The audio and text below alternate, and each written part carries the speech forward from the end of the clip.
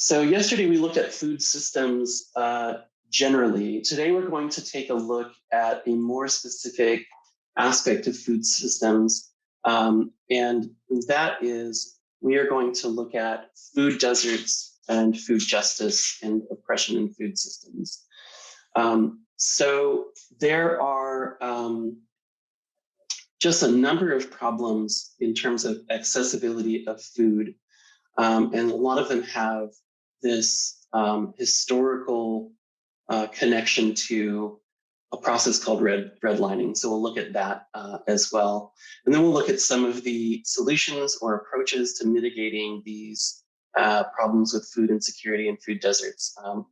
And then I will tell you my favorite story of this, which is Organoponicos, which is a Cuban movement to create organic food in urban areas in Cuba. So what I want to think about is whether or not our food systems are, whether or not there is oppression perpetuated in our food systems. And I thought about, providing you with a definition of oppression, or talking about, how structural and historical racism perpetuates all these different systems, which it certainly does. But what I thought I'd do first is just poll you on what you think defines or qualifies as oppression, and then what are examples of oppression that you think that you know of, past and or present. So what is oppression, and what are some examples? So some of the comments are stopping people from doing certain things, and the example is slavery, prolonged, unjust, or cruel treatment, denying people their rights, limited access to necessary resources based on demographics or location, economic oppression, so unfair wages, keeping another person down. Again, another example, unfair wages between men and women. Unjust treatment, usually from a stance of positional power. Yeah, that is definitely something that I think about a lot, because as you'll see from this example I want to talk about, oppression is the sort of thing where if you're not the subject of oppression, if it's not being applied to you, it's invisible, right? You don't think about, nobody thinks about the structural injustice if they're not experiencing it, if it's not part of their experience. Unfair treatment, unfairness, inequality, excellent. So you definitely all seem to see a connection with justice, with freedom, with personal rights. Someone pointed out that the current restrictions on voter rights, definitely. And so we have this idea of oppression in sort of these grand terms about our rights, our abilities to live a good life, to have agency, to things that empower, limit our power, disempower us, and in particular apply to some populations more than others, right? And so I want to bring to light kind of what I mentioned before, that sometimes systems of oppression are invisible to us. And that can be because, if you're a person in power, it's difficult to see the experiences of other people. But it can also just be that the system is so complicated and normalized that you don't see it as well. So I want to ask your question about this. Is serving milk in the school cafeteria, does it perpetuate a system of oppression? And so you can use you move your dot to one of the four corners here, or you can just leave it in the middle if you're not sure, or you don't have an opinion about this. I ran this incidentally with some members of my family who provided markedly different responses to you folks. So this may or may not go the way I intended it to go, but I wanted to use this as an example because it's a really interesting way to think about oppression in food systems. All right, so it looks like most of you agree. There's a larger number of people that disagree with this. And my point here with this activity is not to make anybody feel bad or to go and try to throw out all of the milk in the cafeteria. But I do want to take a look at sort of there's an important there's an important lesson to be learned from this example. And obviously, if you haven't guessed by now, my opinion on this is that this statement is true, that serving milk is part of this system of oppression. And not that I don't think people should be served milk, but you'll see what I mean in just a minute. So first thing, image I want to show you is probably the most offensive. I'm not going to show you any, animals being mistreated or anything like this, but this is one of these images that I find really shocking and offensive. So bear with me for a second.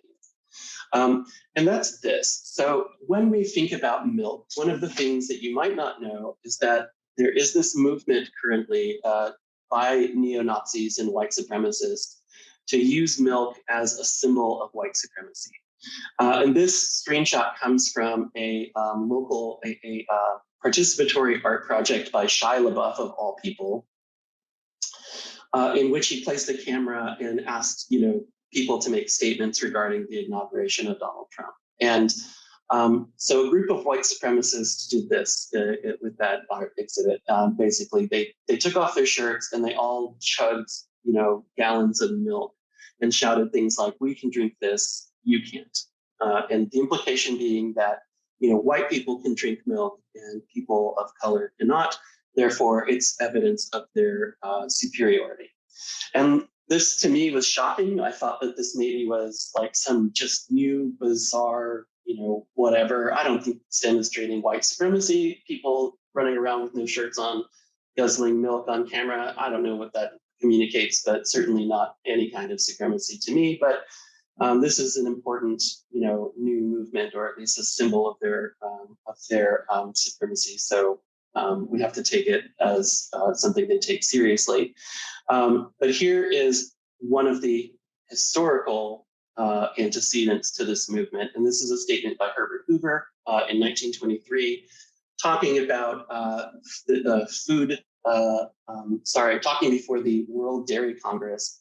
He said this: upon this industry, meaning dairy, more than any other food industries, depends not alone the problem of public health, but there depends upon it the very growth and virility of the white races. So as far back as 1923, at least, politicians felt quite comfortable designating milk as a source of virility for white races. And again, this is because of the belief that, white races were uniquely able to digest milk. Now, where does this come from? So if we look at the global distribution of people who are lactose intolerant or people who cannot digest milk well, and I am among them, what we see is that most of the lactose intolerant, the highest prevalence of lactose intolerance are found in Central and South America, Africa, Asia. And it looks like, the highest rates of the ability to drink, to digest milk are found in Northern Europe. And so there's your connection to this idea of like Aryan races, white races, having this ability to digest milk. Now, if you do any kind of research into this topic, what you find is that there's a lot of historical and geographic, reasons for this. So for example, if you are part of a community that isn't, whose agriculture is not based on cows, you're not going to drink milk, right? That's just not going to happen. And so you're not going to, your population will probably not have genes that allow you to digest milk. It's not an important food source. And that seems to be like the key to kind of understanding why there's this distribution of lactose intolerance in the world. If we look at ethnic groups in the United States, we see the same pattern. So individuals whose family history, whose ethnicity is East Asian, indigenous populations, those have the highest rates of lactose intolerant. And then, as we go down this list, you see people like myself, Latino, Hispanic individuals, who have about 50-50. So I am one of about half of my family members who are unable to drink milk. And then my kids are 2 out of the 3 kids are lactose intolerant. And then we get to, these populations with very low rates of lactose intolerant, and of course, the Northern European populations.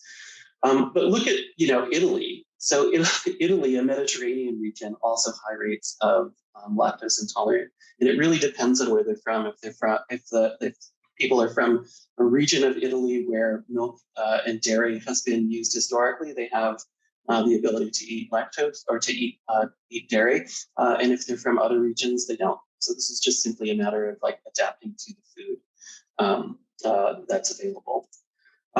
So what does this look like in terms of federal policy? And this is kind of where I get to the heart of like, is this a system of oppression? So federal programs include a bunch of policies that promote milk and dairy. And so here's three that I think are important to our discussion about like food justice and food access and whether or not this is a system of oppression. So National School Lunch Act, that is the act that provides free and reduced lunches for low-income students.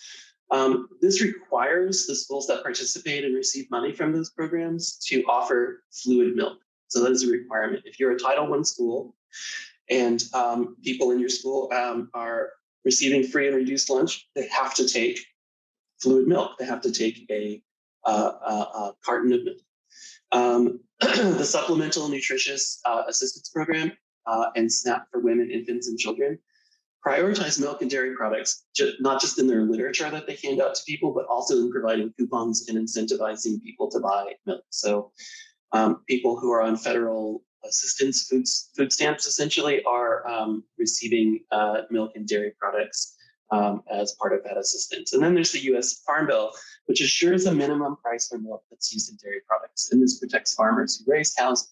Farming is a really, really chaotic and unpredictable industry. So it might make sense to have that kind of price assurance. But as you can imagine, that's prone to corruption and that's prone to abuse. And that's one of the problems that we see.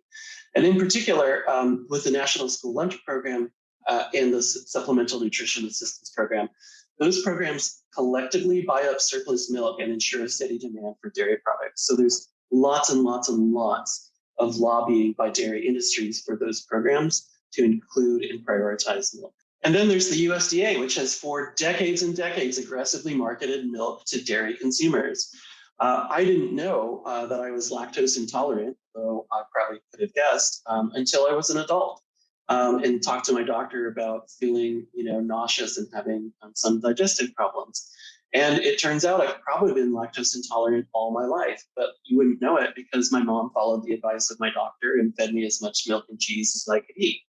And I remember, really feeling sick at school lunches because, you would drink milk and then you would feel sick afterwards. And so I was in the nurse's office a lot with an upset stomach, during recess, and kind of the consensus was, oh, you ate too fast, you ate too much. But I also think that it was probably the milk. And one of my nieces is lactose intolerant and is experiencing the same thing, just a lot of nausea after drinking milk from her school lunch. So here's another problem. It's not only bad for people, it's not only a problem for people with lactose intolerance, but research links milk to a number of serious health concerns.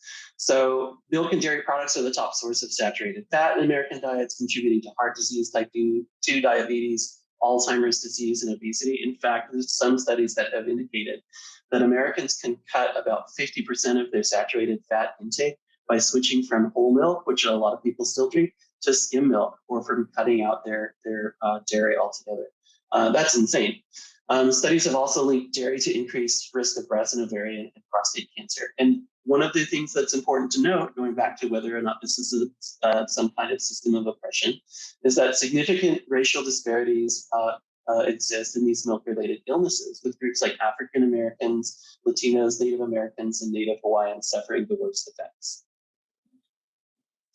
So it's not just that this is impacting people of color or people who can't digest lactose well. It's also impacting the health of the American people at large. So this is an important thing to note. Whenever we're talking about systems of oppression, there are groups that are primarily targeted and impacted worse than others, but then it really isn't good for most people either. So here's another problem. Medical debt disproportionately affects African American and Hispanic households. And notice these are the people that are also more at risk to those diseases that and health impacts of dairy, and also the ones that have the higher rates of lactose intolerance. And then finally, this is kind of where I bring it home. This is what compelled my mother. She was not on board with this idea until she saw this. In 2019, this is an example. The dairy industry successfully lobbied to allow milk with higher fat content and added flavors into the school lunch program. And I want to draw your attention to this tweet from Sonny Perdue, who was the agriculture secretary at the time. This is under the Trump administration. Nutritious school meals don't do anyone any good. Kids just throw them into the trash. So we're empowering local schools by providing more options to serve healthy and appetizing food. I have to say that I'm not sure that adding sugar and chocolate flavoring to milk is providing healthy food. So now I'm going to go back to this Four Corners activity. Do you think that serving milk in the school cafeteria perpetuates a system of oppression? But unlike my family members, you mostly thought that it was already. So I want to see if you've changed your opinion. Do you now agree more? Are you strongly disagree? Or are you still in the just agree? Are there folks who agree or strongly disagree, which is perfectly acceptable, as this is a opportunity to think about and debate this one issue. All right, looks like I still have not convinced all of you, which is fine. I've done my best to present this, this controversial school cafeteria issue, but it looks like everybody's it's still a similar or the same distribution as before, which is great. All right, so what can we learn from this example? What messages or lessons pop out to you when you're thinking about milk as a possible, if I didn't convince you, unlikely source of oppression or perpetuation of oppression? I mentioned a couple of the things that come to mind for me, and one of them is that oftentimes, the oppression that's experienced by minoritized individuals is invisible to the rest of the population, and that's because first they're not experiencing it in the same way, but also they are. It is a system that is created to purposefully be invisible to us. Nobody wants the dairy industry does not want you to know that they rely so heavily on public programs to make their money, to make their profits, and that is part of the problem. So it looks like a couple of comments from y'all. The milk dairy industry is very powerful and influential, which I think is, a problem with our democratic systems, right? We give a lot of power to and influence to these organizations that may not have our best interests. Good debatable topics, encourage research and all sides of the issue, absolutely. And as I mentioned, this is kind of like my perspective on it, which is what it is. It's limited. It's my own perspective. It looks like they are catering to white culture with the serving of milk. Also, some of those farms are not the nicest to the cows that take the milk from. Absolutely, yep. And I appreciate that, Jenny. Story's not new to me. My daughter is lactose intolerant and was very upset that she had no option in school, so she brought her own lunch. That is the experience of my niece as well. She has to bring her own almond milk. Being aware of waste factored into profit margins, researching other examples of oppression, need more choices and with a wider pool of preferences. Yep, I agree. Lack of control and options to our children. We can learn about food systems. We can learn that food systems are inequitable. Some may view white milk as oppression, profit over people. Excellent. Yep. Thanks everybody for your for your comments. One of the things that I also would point out is that when we're looking at food systems, we have all of these competing priorities. And so one of the reasons that, there was this capacity for a new administration to come in and change the rules regarding milk, adding flavors and increasing fat content, is that the previous administration, the Obama administration, had made rule changes of their own that reduce the access to flavored milks and to high fat milks. So like there's this ping pong effect that as new policymakers come in, they kind of constantly change the landscape, and that can be very challenging as well. So what are some examples of oppression in our food system? Probably the most important is access and ability to healthy foods. You'll see as we go through the materials today that this is a huge problem for not just cities. It impacts rural communities as well. For about 3 years, I lived on a acre of land about 30 miles from downtown Phoenix. And in that community, you had to drive probably a good 40 minutes to get, that would have taken me to downtown Phoenix. You probably had to drive at least 20 or 25 minutes to get to the nearest grocery store, and it was a Walmart. High cost of fresh produce is another problem. So if you look at the most affordable food options, oftentimes they're not the ones that are healthiest to us. If we examine the food production system, we find lots of exploitative practices. Lack of culturally relevant foods in schools, in restaurants, etc., and then policies that promote support and unhealthy foods. So there's lots and lots of examples of oppression in our food systems.